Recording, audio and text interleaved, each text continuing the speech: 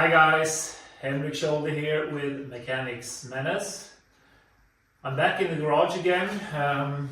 As you saw in the previous video, what I have been doing mostly this fall has been designing suspension geometry and modifying the CAD model for the tube frame to fit the front suspension. But now, finally, I am doing some physical work on the car, and I will show you a little bit of what I've done and what I will be doing real soon. What I have been doing actually today is that I have started seam welding a lot of the joints here, and in order to not get too much warpage, I have seam welded parts that I can reach from above, as it is right now.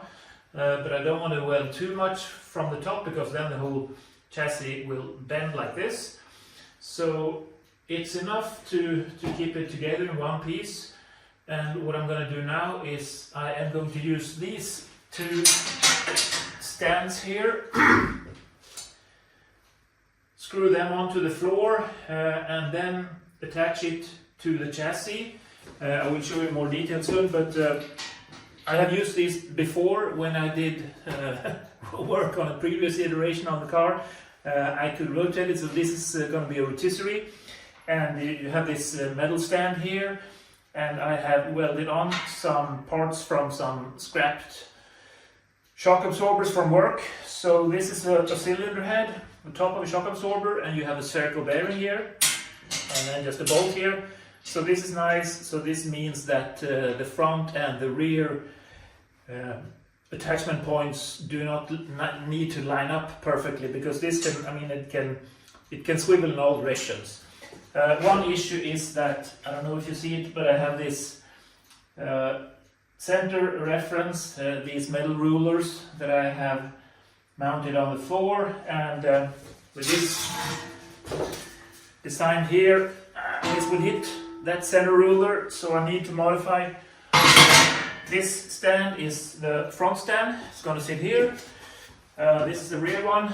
This is attached between the floor and the roof, so it'll be real sturdy. I have to modify this one as well, but yeah, that's doable, of course. And then I will cut off these stands, take them away. They are screwed down onto the garage floor, so we'll take these away, and then hopefully I will be able to rotate this in a full circle. I will need to measure the width of the car so it doesn't hit the floor. Probably I will need to raise it up a little bit from the position it is in right now, and I also will probably need to move my kayak that I bought late this summer. And what else? I think that's it regarding how I will be able to reach all parts to weld, to seam weld. And initially I thought I would take away this fixture, the wooden fixture, which is made out of particle board and 2x4s. But I think I will keep it on. First of all, to try to attach to these stands somehow. I don't want to weld stuff onto the tube frame if not necessary. And also I think if I can keep it on as long as possible, it'll help to stiffen things up, probably help reduce warpage a little bit. So I think that's what I'm going to do. So I will try to take some measurements and see what the game plan is, but before that I can show you a little bit of what I am doing. Let me take the camera off here. So I have these seam welds. I have done that a little bit here and there where I can reach basically.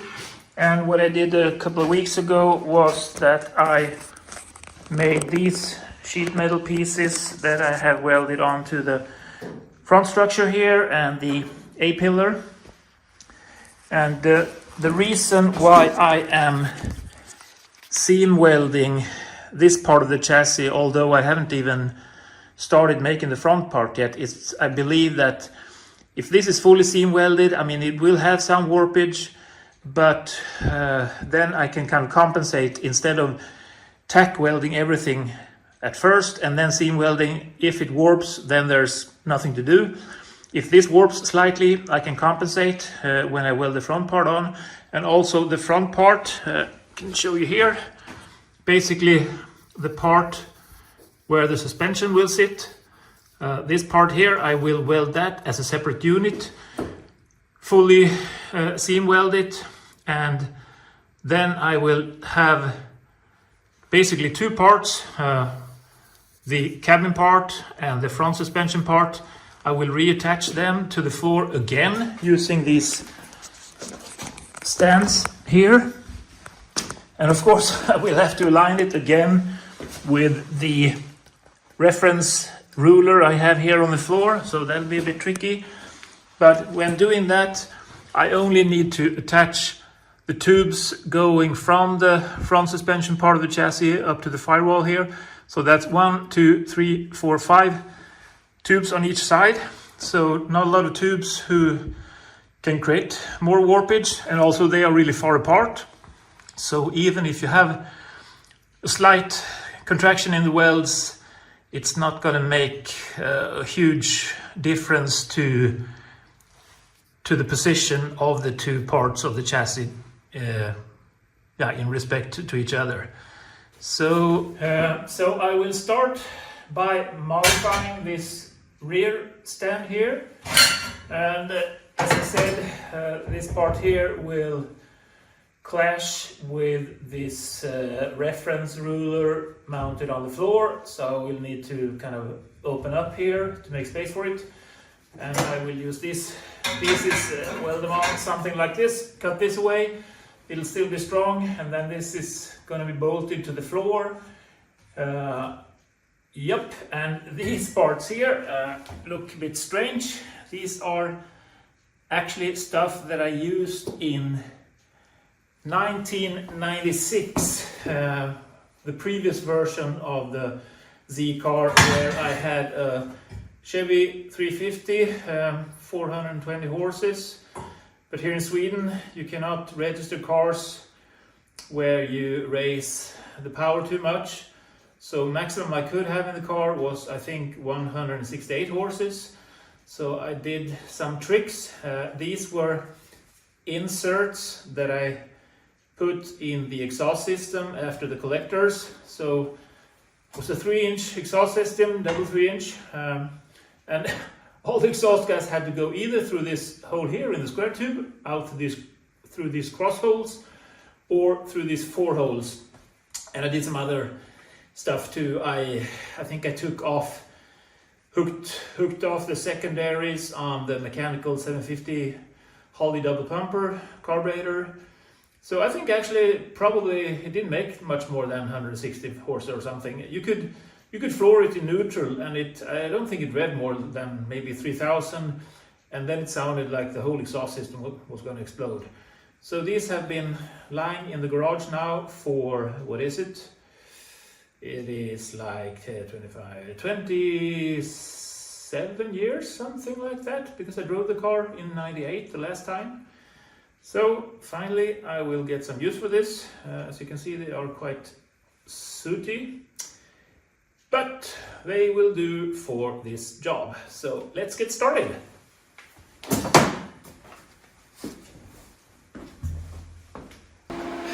So I have cut the pieces to shape and cleaned off the areas roughly that need to be welded, clamped everything in place.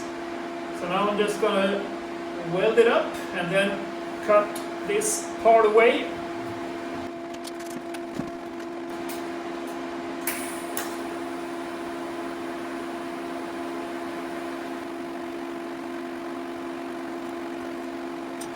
I think I can use some higher amps.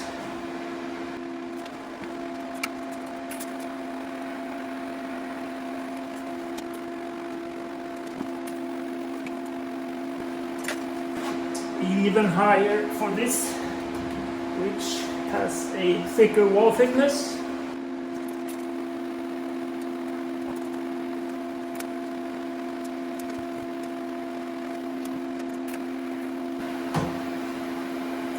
That'll do. It's not gonna hold up much force, it's more for stiffness. So now I'll just cut this part off with the angle grinder. I am an idiot. I was supposed to cut this square tube here on the inside of that one, but on this side I cut it on the outside. So this is loose, so I need to re-weld this again and then cut it on the correct side. Extra work just because I'm a moron. Nice. So here it is, welded up again on this side here and totally cut off here. So now I have a big opening which could straddle the reference ruler on the floor. So now I'm gonna move this to the rear end of the car and see if it'll fit. I'm not sure the height. I think it should be lower than the roof height there because the floor is sloping down towards the middle where you have what do you call it, a drain. Yeah, we'll see. I have now modified both rotisserie stands to enable them to fit over the centerline reference ruler that is mounted on the garage floor by cutting these openings here so it can straddle this without hitting it. I have also made all these attachment parts that attaches the jig to the stands via these bolts here. The bolts go through the spherical bearing that sits in this scrapped cylinder head from an Öhlins shock absorber. So when I take the stands that the chassis is screwed down to the floor with, I hopefully will be able to rotate the chassis 360 degrees. I would probably have to put some weight in it to balance it out so it doesn't swing violently when trying to rotate it. So the next step in the process will be to cut off these stands here. I have 4 stands that are welded onto the chassis and in the rear 2 stands that are bolted on. So I will bring out my trusty angle grinder and start cutting and then unbolting them from the floor. And yeah, finally we'll see if my calculations are correct, that the chassis doesn't hit the floor, or well, the kayak can be moved, but I don't know, I might have missed something. We'll see. Let the cutting commence.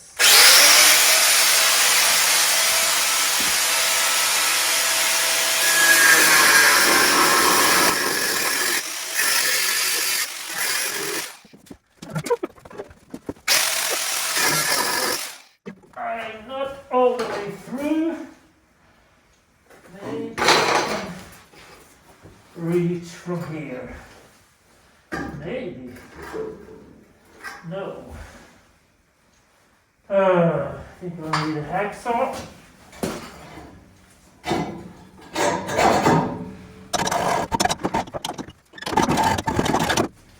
Now I am all the way through. And it didn't move, that's nice. Means that the chassis is probably fairly stiff. Nice.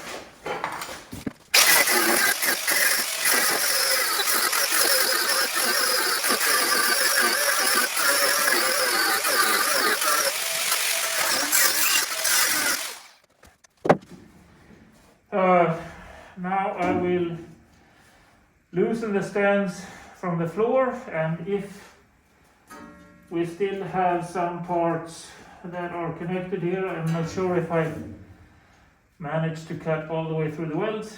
Hopefully I will be able to bend the stand off from the chassis. Let's see.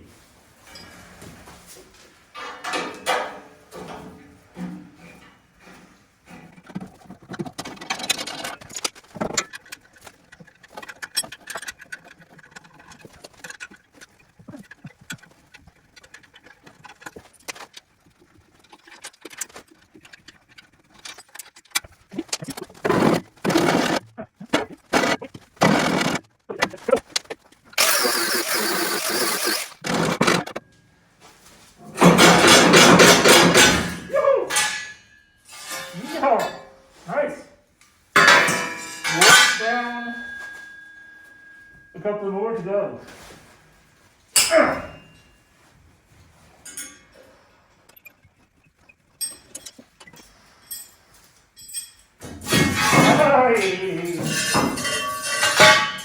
Very nice.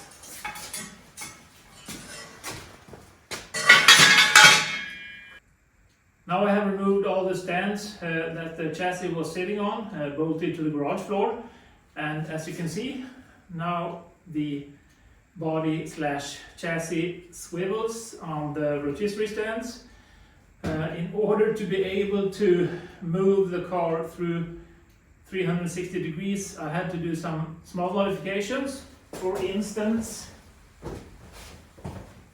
I had to cut this piece off from this lower end of the wheel well.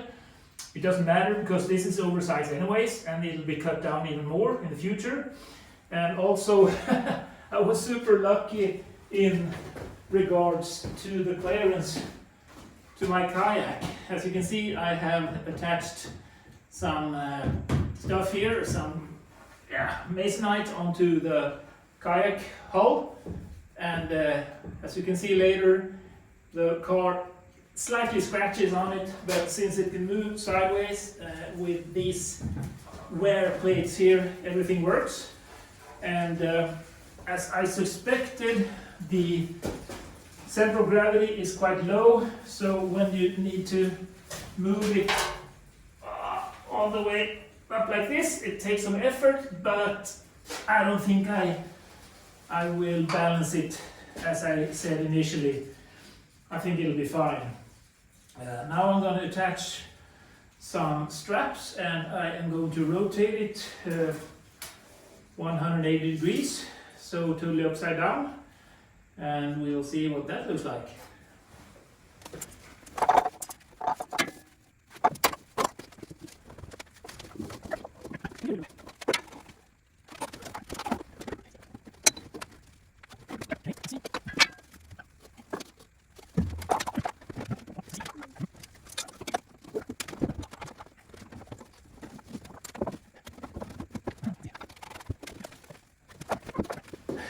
Maybe you heard some scraping in the rear.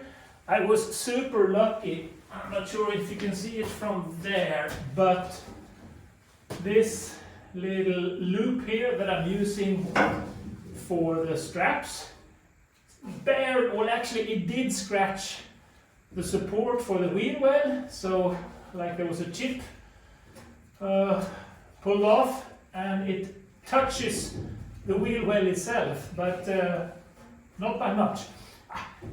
Worst case, I could have cut off a piece of the rear part of the wheel well as well, because it's still, or like in the front, it's oversized. But if I don't need to do it, that's nice. So now I am kind of over 90 degrees. As you can see, I need to move the straps in different positions. It's gonna be a while, I think, before it wants to turn over by itself. So I put this 2x4 on to have like a lever here that I can use to more easily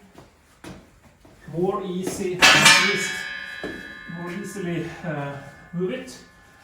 And let's see where we are in the rear.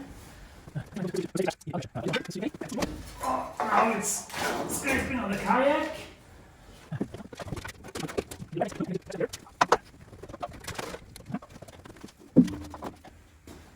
Starting to get a little lighter, so it's coming to the point where it wants to turn itself upside down.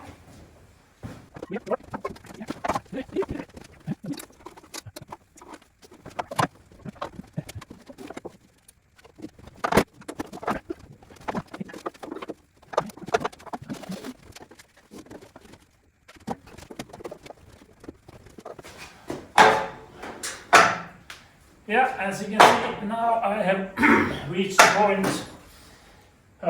where it's fairly easy to move it. So now I'm going to put it completely upside down.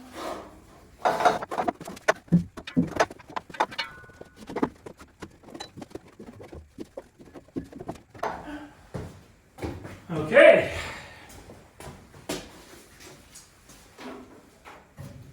Let me take you on a little tour of the car as it sits now upside down to show you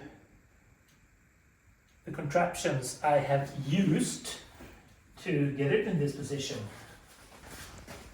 And this is the front rotisserie stand, again with the opening I created for the centerline ruler. And here you see a close-up of the shock absorber cylinder head that is threaded onto the shock body that I have cut off and welded to the stand.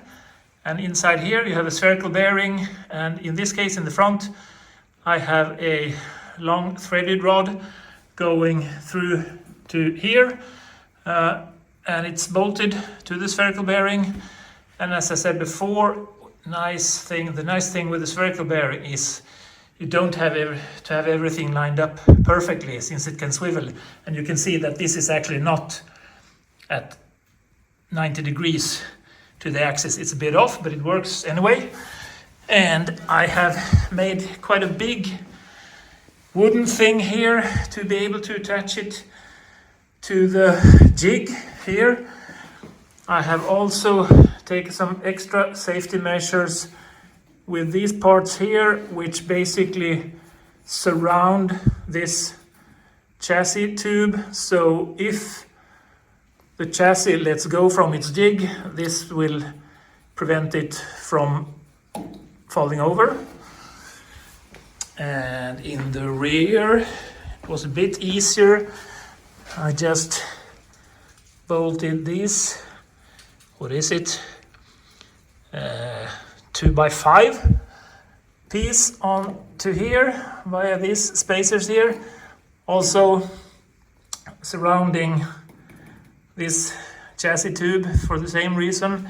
And then I found an angle iron that was good dimension, same attachment method here. Here the stand is, instead of a tripod, it's just 2 bolts to the floor, but instead it's bolted to the ceiling. So this makes it super sturdy. And also I have this loop here. I used to use it to lift up the entire car. Last time I had it on a rotisserie. I should check how long ago that was, but it must have been more than 10 years. And what else? Well, you see the chassis from below here. So now I am going to reach all the joints here to seam weld, and I will need to cut open. I have cut open a little bit to tack weld them. I'm probably going to need to enlarge some of these holes to gain access for seam welding. And when I'm done seam welding everything, I will take the jig away, put the car or the chassis back on stands bolted to the floor. I will have to realign it with the center ruler again, which will be tricky. And then the next step is, as I have explained previously, I will build the front part of the chassis, the front suspension part separately, fully seam weld it, and then put that in place also on the garage floor, and then just weld these 1, 2, 3, 4, 5 bars or tubes between the two pieces. For the front, I will do all the suspension pickup points when I am welding this as one piece. I think I will not get a lot of distortion because I'm going to build it on a sturdy table. But for the rear, the attachments for the subframe, I will wait until everything is fully seam welded until doing them. And I think that'll be it for today. Next step is seam welding. Well, thank you for watching, and please like, subscribe and share, and I hope that I will post a new video in the not too distant future. The more interactions I get, the more jacked up I am to do these videos, so please give comments if you like. Well, thank you. Until next time. Bye. MechanixMenace, all my money you trade. MechanixMenace, it's all I have.